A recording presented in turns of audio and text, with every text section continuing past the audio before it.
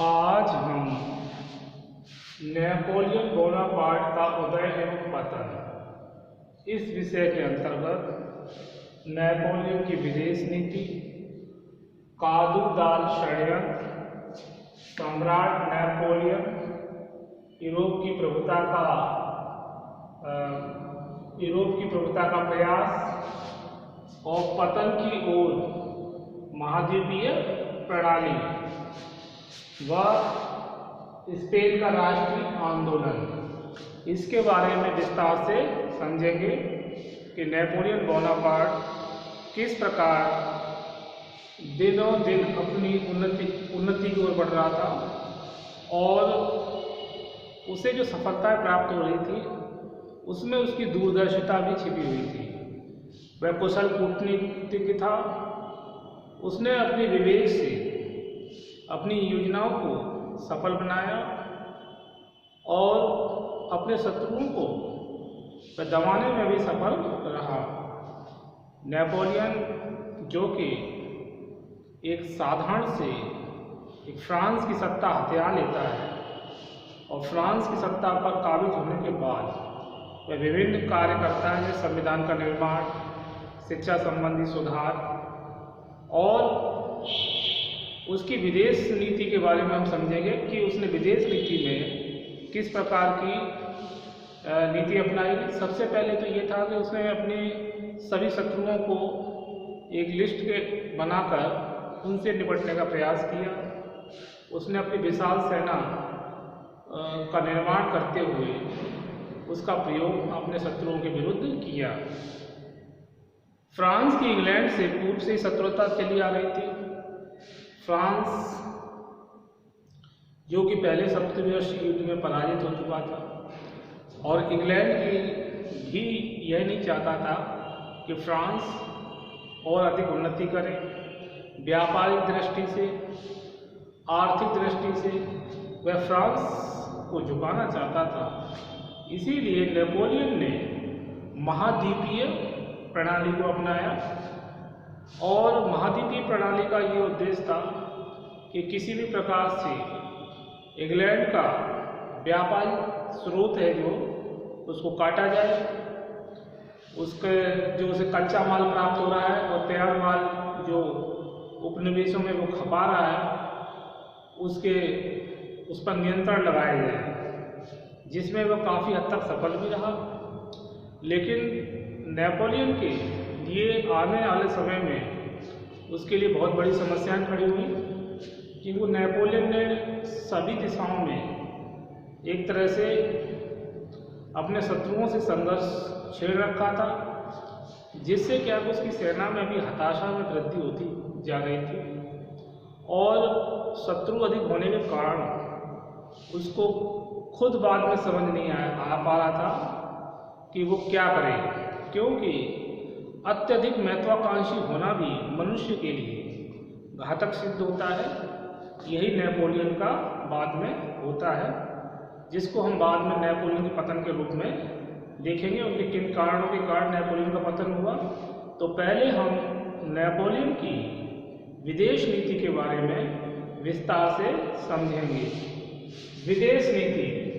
कौशल बनते ही नेपोलियन के फ्रांस के नए शत्रु संघ में निपटना पड़ा। ठीक है, कौशल बनते क्या संघ से निपटना था, इंग्लैंड, ऑस्ट्रिया और रूस।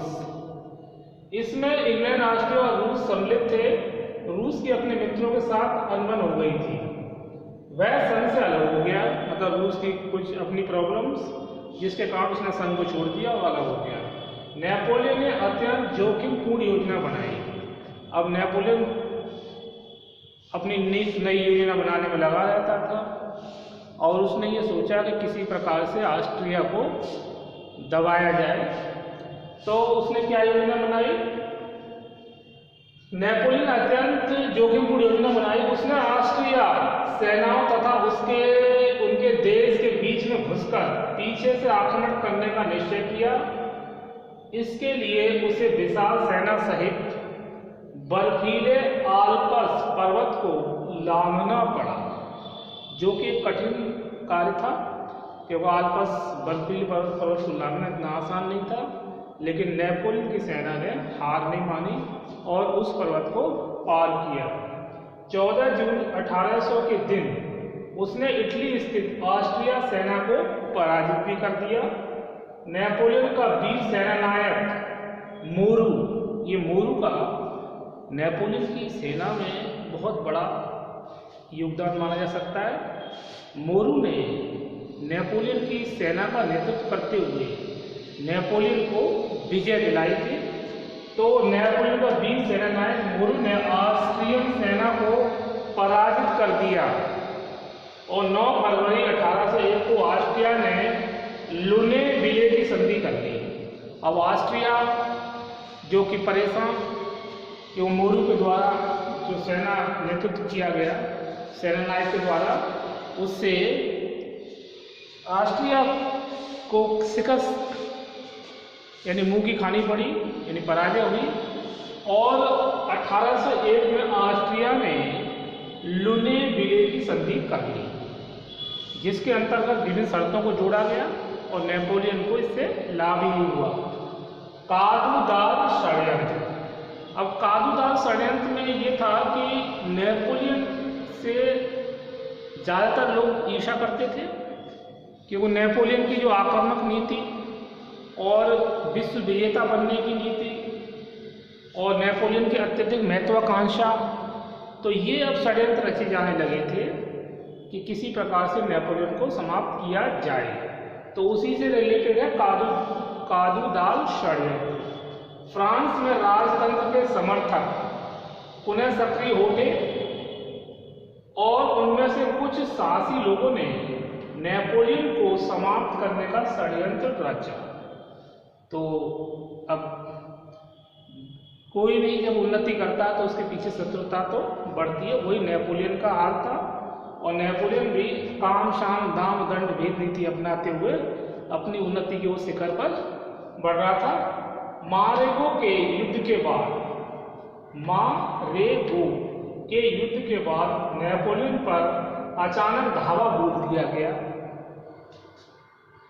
नेपोलियन के कुछ से बहुत से सैनिक इसमें मारे भी हैं।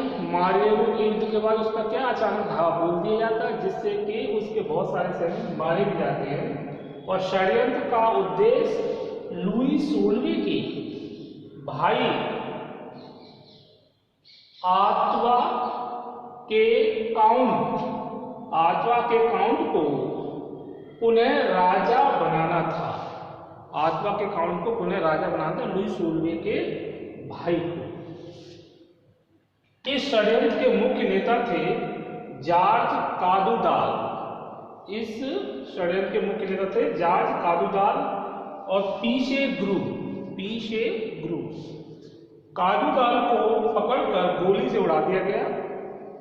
जब नेपोलियन को पता चला कि कादूदाल इस षड्यंत्र का मुख्य षड्यंत्रकारी है, तो उसे पकड़कर उसे मौत की सजा दी गई, उसे गोली से उड़ा दिया गया। और पीशेग्रू को कारावास में ही डाल दिया गया, जिसमें वहाँ उसकी मौत हो गई। तो इस प्रकार कादूदाल षड्यंत्र विफल हुआ और इसके षड्यंत्रकारी थे उन्हें मृत्यु के घाट उतार दिया गया। सम्राट नेपोलियन। जब सम्राट नेपोलियन सम्राट बना तो नेपोलियन पूरे 10 वर्ष तक सम्राट बना रहा। इन 10 वर्षों में उसने निरंतर युद्ध लड़ने पड़े।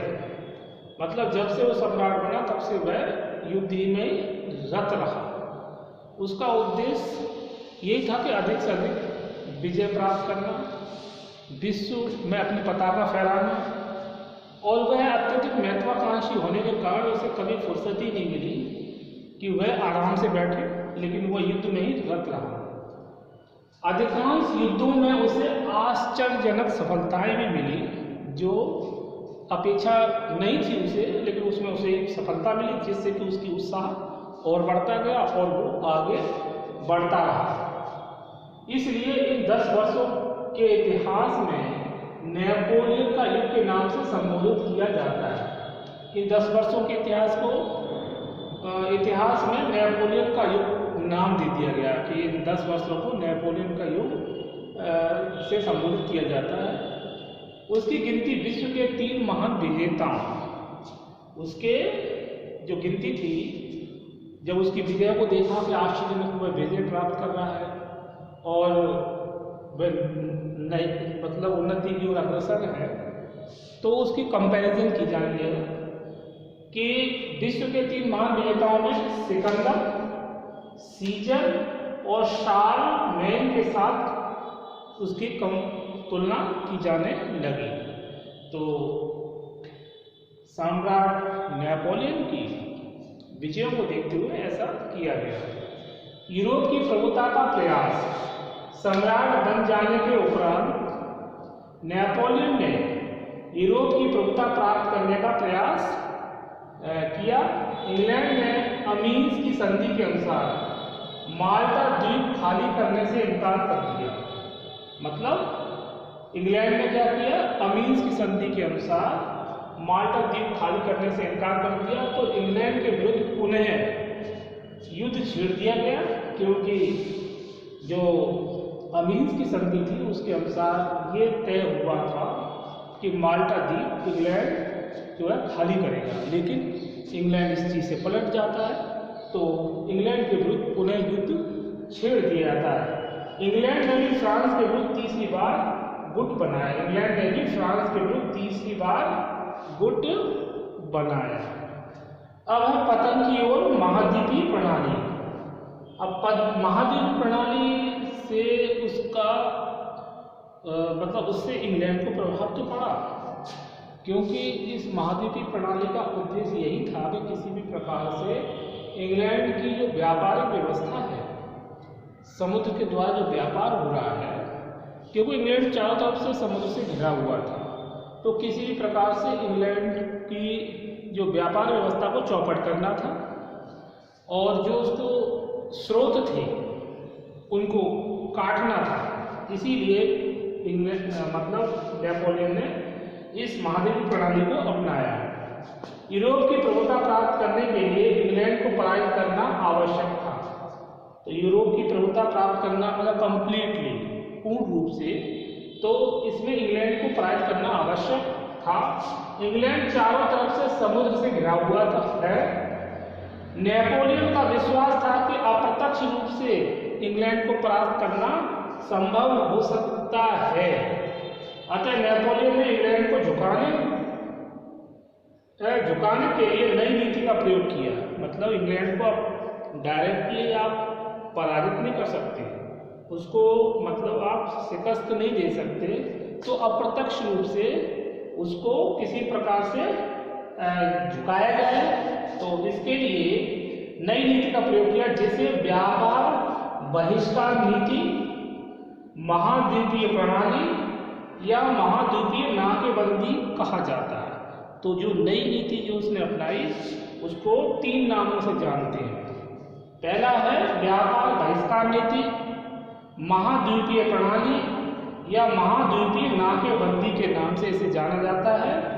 और नेपोलियन इंग्लैंड के व्यापारिक स्रोत को बंद कर देना चाहता था पूर्ण रूप से। इंग्लैंड को व्यापारिक नुकसान पहुंचाना उसका प्रमुख उद्देश्य था। और 21 नवंबर 1806 ईस्वी को नेपोलियन ने एक आदेश जारी किया। 21 नवंबर 1806 को ईस्वी को नेपोलियन ने एक आदेश जारी किया जो बर्लिन आदेश के नाम से प्रसिद्ध है। किस आदेश के नाम से? बर्लिन।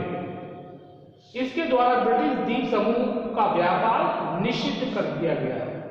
मतलब ब्रिटिश द्वीप का समूह का व्यापार है उसको क्या एकदम प्रतिबंधित कर दिया गया। यूरोप के सभी बंदरगाह इंग्लैंड के लिए बंद कर दिए गए। अब ये निश्चित किया गया कि यूरोप के जो बंदरगाह जितने भी हैं वो इंग्लैंड के लिए बंद कर दिए गए, बाकी के लिए खुले रहेंगे जो उनके मित्र देश हैं। तो इंग्लैंड को इससे धीरे धीरे क्या नुकसान होने लगा। अब इंग्लैंड को भी ये चीज़ अच्छी नहीं लगी कि नेपोलियन इस प्रकार की जो ये प्रणाली अपनाई गई है, नीति अपना रहा है, तो इंग्लैंड में भी शत्रुता का भाव बढ़ता चला गया। तो इससे क्या एक स्थिति विस्फोटक होती गई, जबकि नेपोलियन को इससे कोई मतलब पहले से शत्रुता चली आ रही थी। तो नेपोलियन किसी प्रकार से इंग्लैंड की अर्थव्यवस्था को चौपट करना चाहता था और वह काफ़ी हद तक कामयाब रहा, लेकिन इससे नेपोलियन की भी स्थिति बाद में कमजोर हो जाती है। स्पेन का राष्ट्रीय आंदोलन। अब स्पेन का राजा नेपोलियन का घनिष्ठ मित्र था।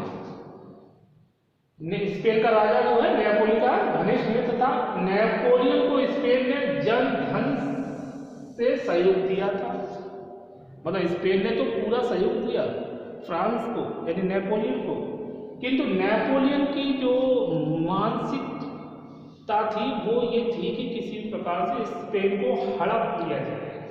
तो यहाँ पर दोहरी चाल थी। नेपोलियन ने स्पेन के राष्ट्रीय आंदोलन में सहयोग मांगने पर भी सहयोग नहीं किया। इससे क्या है कि स्पेन की जो जनता थी वो नाराज हो गई और उनको ये समझ में आ गया कि जो नेपोलियन है वो किसी भी प्रकार से स्पेन के हित में नहीं है और वो अपने स्वार्थ सिद्ध में लगा हुआ है। अतः इसीलिए उन्होंने इस बात पर विशेष ध्यान दिया कि नेपोलियन से सावधानी बरती जाए। तो आज हमने इस वीडियो में विदेश नीति, नेपोलियन बोनापार्ट का उदय एवं पतन में विदेश नीति, काजूदाल का षड्यंत्र, सम्राट नेपोलियन, यूरोप की प्रभुता का प्रयास और पतन की ओर महाद्वीपीय प्रणाली, स्पेन का राष्ट्रीय आंदोलन, इसके बारे में हमने विस्तार से जाना। और अब इसके आगे हम नेक्स्ट वीडियो में नेपोलियन बोनापार्ट के पतन के कारणों के बारे में जानेंगे कि नेपोलियन बोनापार्ट किस प्रकार अपना पतन कराने के लिए उत्तरदायी रहा। हालांकि नेपोलियन को सफलताएं तमाम प्राप्त हुई, लेकिन नेपोलियन की कुछ गलतियां भी थी जिसके कारण नेपोलियन को एक असफलता का स्वाद बाद में चखना पड़ा और सत्ता में उसके हाथ से जाती रही। तो अति महत्वाकांक्षी होना नेपोलियन के लिए प्राण घातक सिद्ध हुआ और इसके बाद उसका पतन हो जाता है। तो पतन के बारे में हम विस्तार से नेक्स्ट वीडियो में समझेंगे। आज इस वीडियो में इतना ही, इसके आगे नेक्स्ट वीडियो में। ओके।